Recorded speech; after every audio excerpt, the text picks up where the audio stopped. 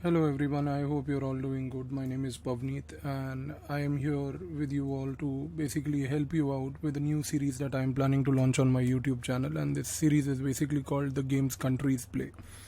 The objective here in this kind of a series here is to analyze in a deeper manner certain current affairs on a regular basis that have security and international significance.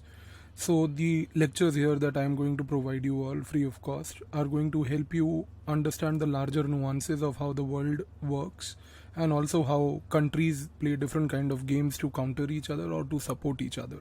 So we will try to cover these issues on a weekly basis, and every week I will put up one video which is related to one of the most important current issues of that specific week itself.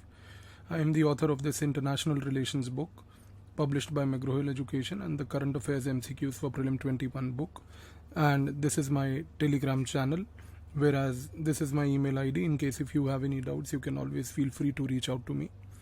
These are the two courses that I am planning to launch, which is a comprehensive course on international relations. This is basically a course for the general studies, and it starts from 1st of July on the Unacademy Plus, whereas there's a comprehensive course on security issues that will start on 8th of July on the Unacademy Plus. To join these courses, you can also use my code PAVNEET10 and get a 10% discount and have access to these enriching classes. There are some free courses that I am also running on for the aspirants as such. There's a monthly current affair workbook course which we already started in the month of June, where I basically analyze news from 6 different newspapers. This is a completely free of course program where the workbook is available on my Telegram channel. The link is here. And at the same time, these classes are available on the Unacademy app. So all that you need to do is download the app, use the code PAVNEET10 to access these classes.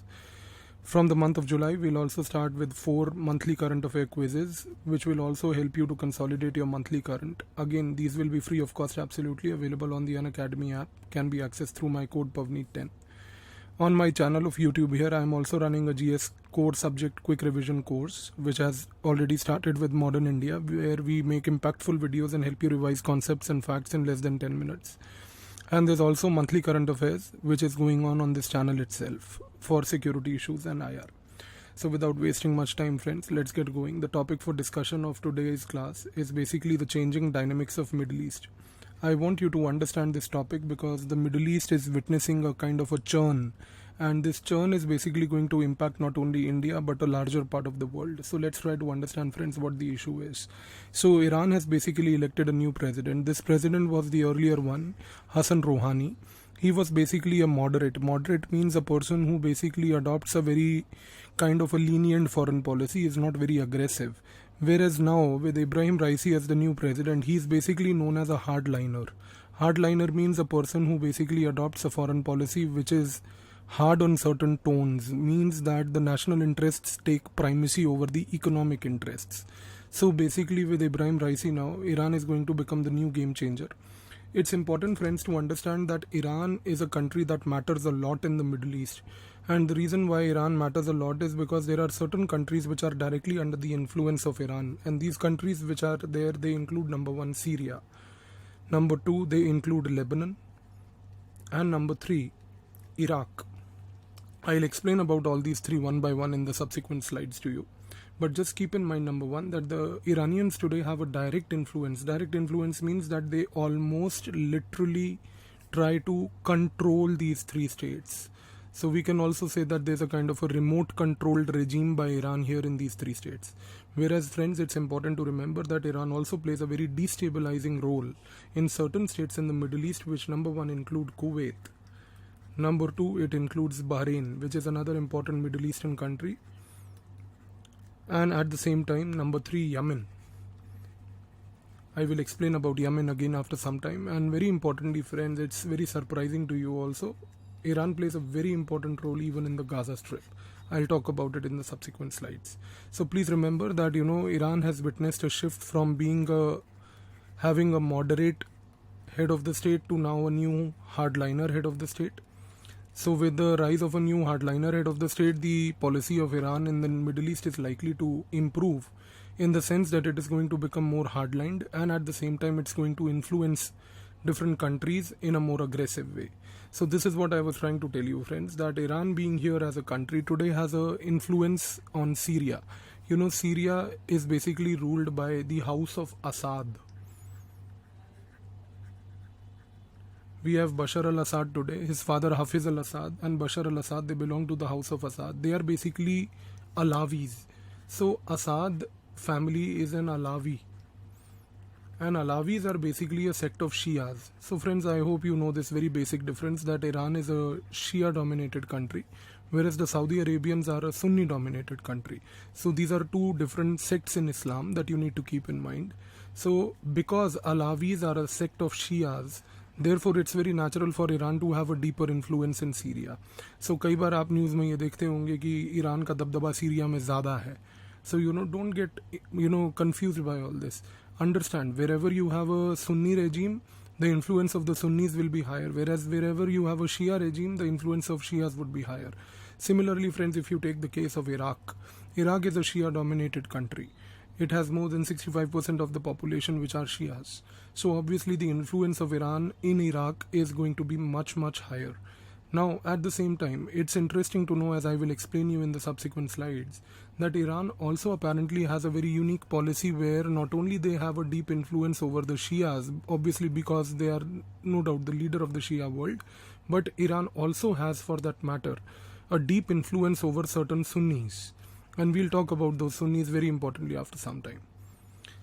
Now, I want you to understand the situation of Iraq post 2003. If you look at Iraq before 2003, Iraq was basically ruled by a person called Saddam Hussein. Friends, Saddam Hussein was basically a Sunni ruler. And as I told you just some time ago, that Iraq is a Shia majority country. So you have majority of the people who are in Iraq Shias, whereas the minorities are a Sunni. Saddam Hussein apparently was a Sunni leader.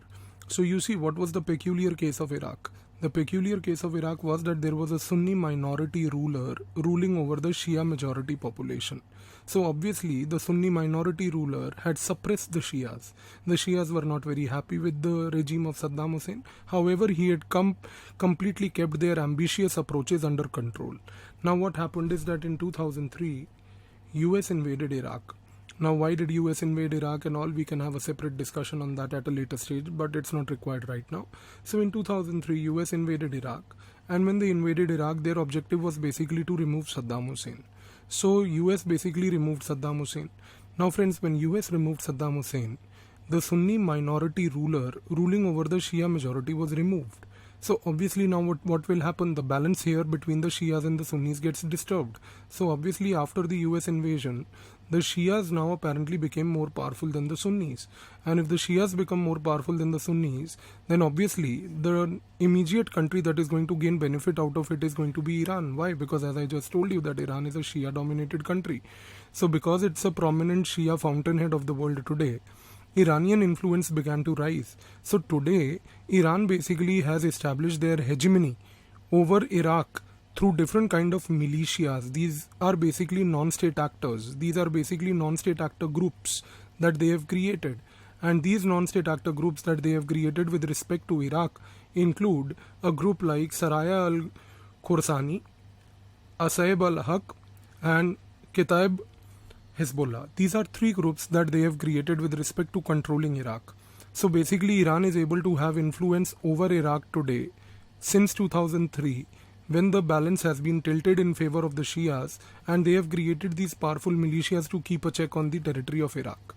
Now, also, what is the larger game of Iran in Iraq? Let's try to understand that, friends. In Iraq, as I just told you, that we have a Shia majority population.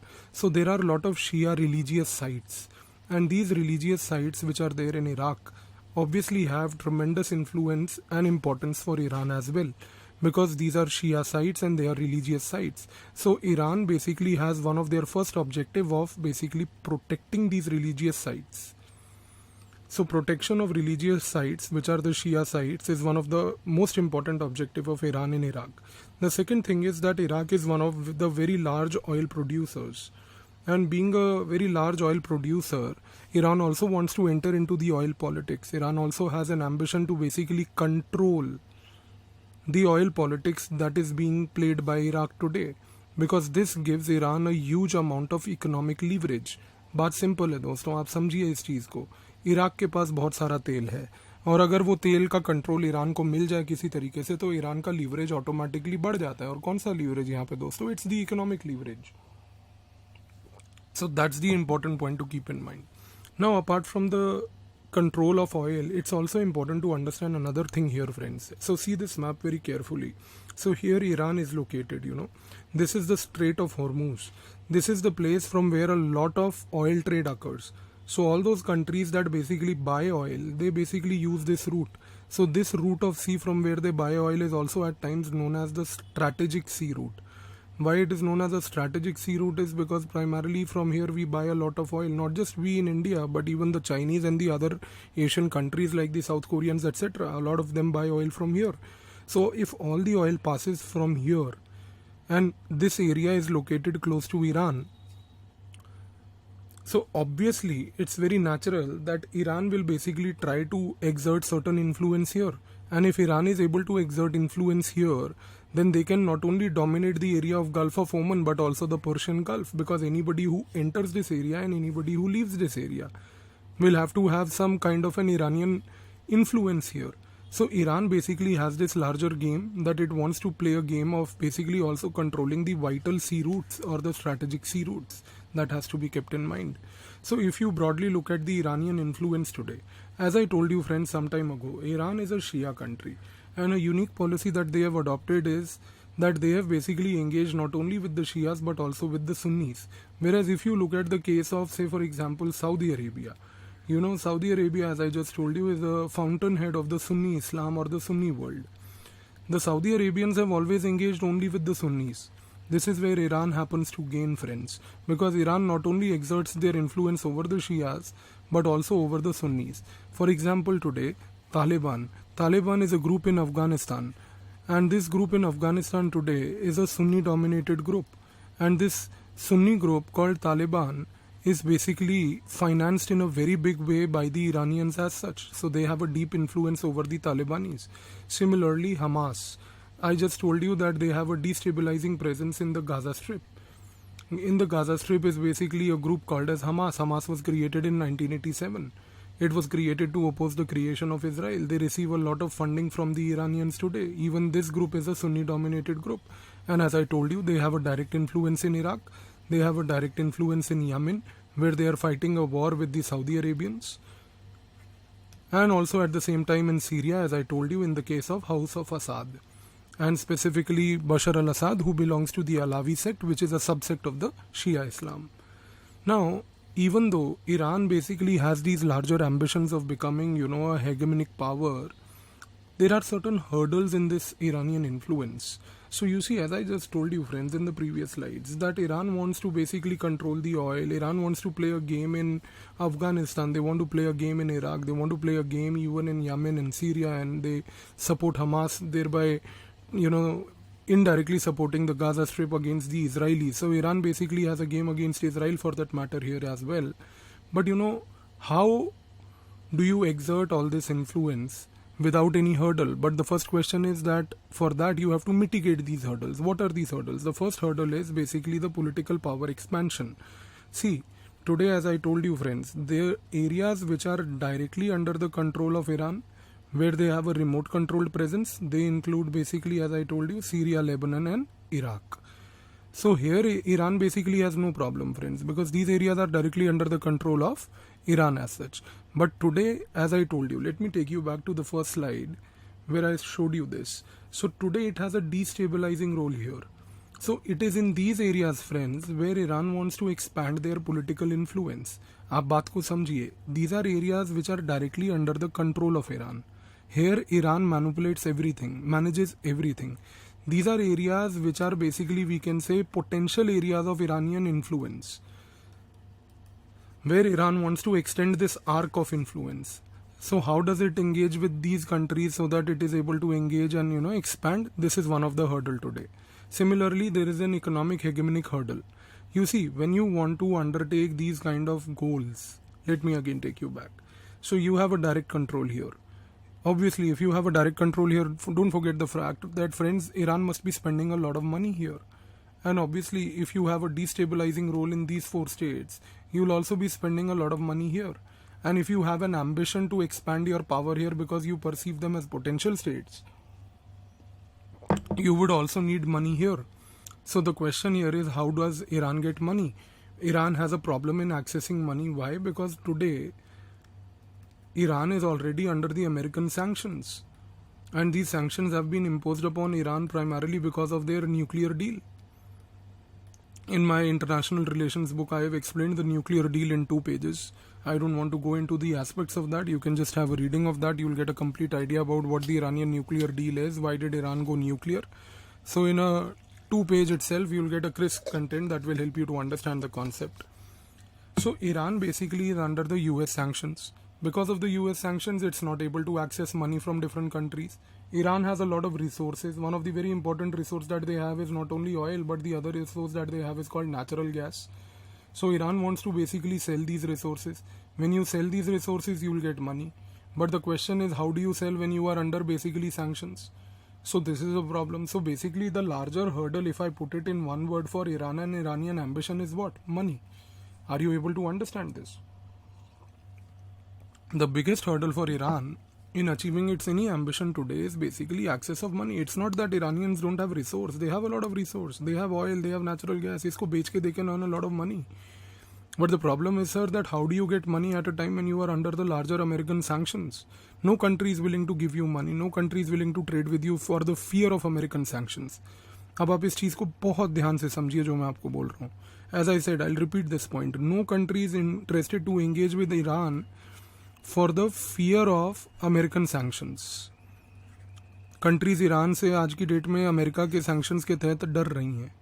So if there is a possibility of countries having a fear of sanctions from America by engaging with Iran, then the question arises, which countries can engage with Iran? Obviously those countries that do not have this fear of sanctions. And now try to think, please apply your mind. Which are those countries in the world which do not fear the American sanctions? Which are those countries in the world which want to basically do something to, even for that matter, if given an opportunity, counter the Americans in their sanctions? Yes, you guessed it right, my friends. It's none other but Chinese. None other but the Russians. So there's a larger Russia-China proximity happening, and all of these three are coming together now to undercut the Americans. Let's see this further. This is where I said, friends, the red star comes as a rescue of Iran. This is where this man Xi Jinping, देखिए कितना मुस्कुरा रहा है, ये मुस्कुराने की बात नहीं है चाचा. So this guy Xi Jinping has basically recently signed a 25-year agreement with Iran. And this agreement that they have recently signed with Iran matters a lot primarily because of one simple reason, that in this agreement, China wants to undertake not only economic development of Iran, but they also want to undertake security, and they want to undertake strategic development of Iran. So again, I want you to think about this. If the world is concerned about not engaging with Iran because of the American sanctions, which countries are going to think about engaging with Iran? Obviously those countries that do not fear the American sanctions. This is where this entire block comes into play, and that's why China has emerged as a rescuer of Iran today. So not only China gains by engaging with Iran, as we will see, Iran will also gradually gain by engaging with the Chinese. So there's a 25-year agreement deal which covers economy, security, strategic issues, it covers defense, and very importantly it also covers development of Iran. So you see, this is a very comprehensive deal, and this deal is comprehensive, and why it matters is because it covers every aspect by which US has been trying to isolate Iran today. So if the Americans tried to isolate Iran basically by imposing sanctions upon them economically, then China came as a rescue here. If today, because of the American sanctions, they tried to prevent any security strategic cooperation, China came as a rescue here. Today, China is interested in providing defense support and developmental support. So Iran is gradually emerging as a new hedge for China. And why it is emerging as a new hedge for China is because today the Chinese also happen to buy a lot of oil from the Middle East. And obviously if they also happen to buy oil from the Middle East, don't forget, I have deliberately put this map again here, friends. If China wants to buy oil, it will also come here and buy the oil and take it from here to China. So China will make an entry into this area, China will make an exit of this area. So that means Chinese presence here is very high today because China has been buying a lot of oil. So China is involved in Persian Gulf, China is involved in Strait of Hormuz, China is involved in the Gulf of Oman. So this is where the game for China also lies and the game for Iran also lies. What is the game here? Today, under this 25-year agreement that I just told you here, under this agreement there's a provision that the Chinese are going to deploy 5,000 troops on the Iranian soil. This is the first ever time that on the Iranian soil there are going to be 5,000 troops of a foreign country, because since 1979 Iranian revolution, Iran has resisted any presence of foreign troops. But this is the first time that we are going to have 5,000 troops on the Iranian soil by the Chinese here. So why is China doing this? Because obviously, again, let me take you back to this map. If there are 5,000 troops standing in this area here, which I am scribbling, if you see this area where 5,000 troops are here, then obviously these troops can keep a watch upon this area, the Persian Gulf, the Strait of Hormuz and the Gulf of Oman. So they can ensure what is called as security of strategic waters. I hope you are understanding this, that by presence of troops the Chinese will be able to ensure security of strategic waters. And also at the same time, let's not forget friends, the 25-year deal provides economic plus development support to Iran, and this economic and development support will help Iran to achieve that economic hegemony that it wants to achieve. That is what I just told you some time back, that one of the hurdle is where will the money come from. The money will now come from China, friends. So here what is happening now, the Chinese and the Iranians have come together to undercut the Americans at large. The objective here is to enhance the bilateral security profile. That means basically undertake China-Iran security engagement. So deeper China-Iran security engagement will mean what? A threat to the American presence. Why? Because obviously the Americans are trying to undercut Iran. And obviously now Americans have another player to undercut, that is China.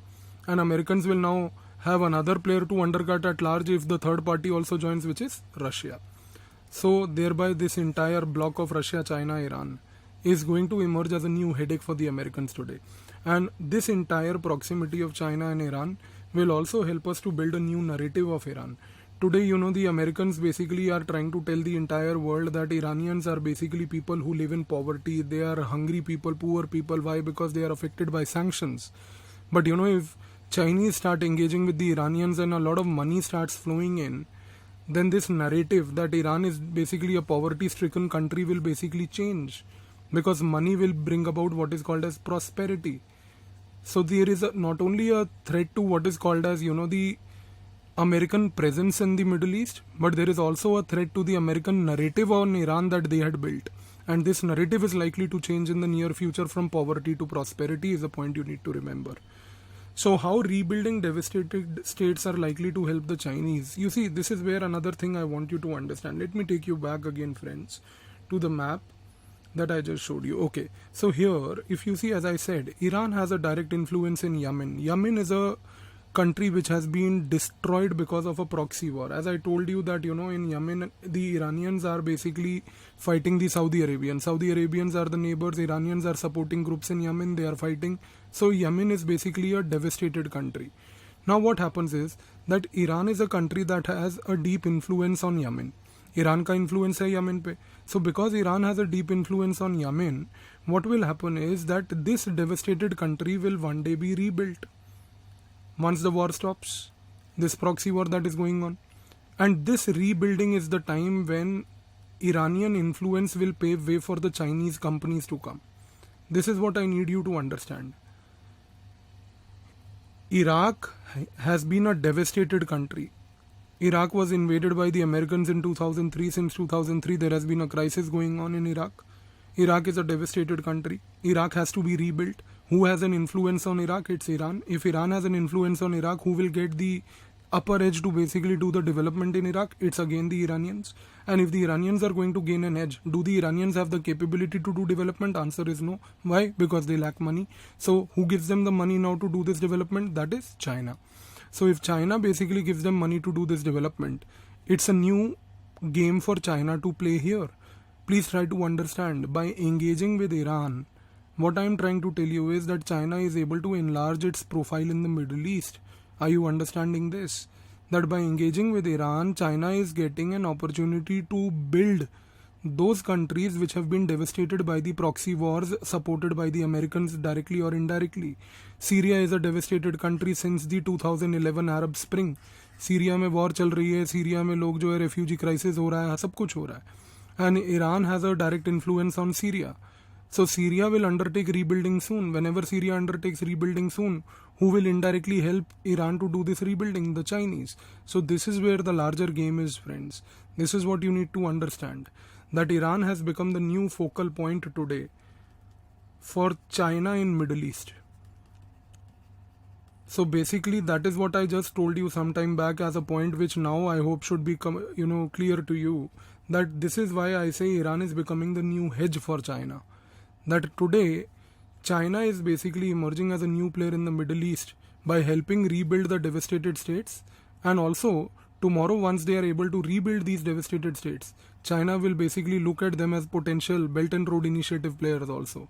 So not only there is a magnification of Chinese profile in the Middle East, China is also going to use this narrative in the future to basically motivate these states to become a part of the BRI.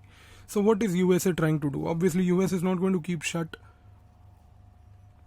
They will definitely do something. So what is USA trying to do is that they have adopted a strategy called the subletting diplomatic strategy. What is subletting diplomatic strategy? It means that US basically is an umbrella. So under this umbrella, what is USA trying to do? They are basically creating an alliance of the Jews and the Sunnis. So the most important ally of the Americans, the Jewish ally in the Middle East, is what? Israel, that we all know. So today the Americans are engaging with Israel, and they are telling the Israel to further engage with the Sunnis. See, this is what is called subletting. That I am here, I have a house, and in this house I have a room. I sublet that room to somebody to live in. आप समझ रहे, जिसको हम PG कहते हैं, कि आप paying guest हैं हमारे घर में, हम अंकल आंटी भी वहीं रह रहे हैं, लड़का भी वहीं रह रहा है, वो लड़का आपका एकदम बेटा बन के रह रहा है साथ में, पर वो बेटे से भी गया गुजरा निकला, वो एक अलग बात है. सो यहाँ पर भी वही चीज़ हो रही है. That US is not directly playing a role. US is only guiding. This is called providing strategic guidance. So US is today under the subletting diplomatic strategy providing strategic guidance to the Israelis. And they are telling Israelis that you talk to the Sunnis. After all, the Sunnis never liked the Israelis, the Jews. But somehow now they have understood that if we don't like them and if we are left alone, then eventually one day will come when the Shias will start liking the Jews. And that will undertake our isolation. So it's better that we engage with the Jews rather than letting them engage with them. So ये US कर रहा है. They are telling Israel to engage with the Sunnis.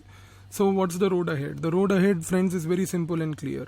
Today US basically not only wants to counter the Chinese, counter the Iranians, but they also have to counter the Chinese. And to counter the Chinese and the Iranians, they have to make sure that Russia does not end up in supporting both of them, because Russia is very capable of doing that. Russia is already a good friend of Iran. Russia is already a good friend of China. So as a result of which, these three, if they come together, then it's going to create trouble for the Americans. So the road ahead is basically to limit Iranian influence.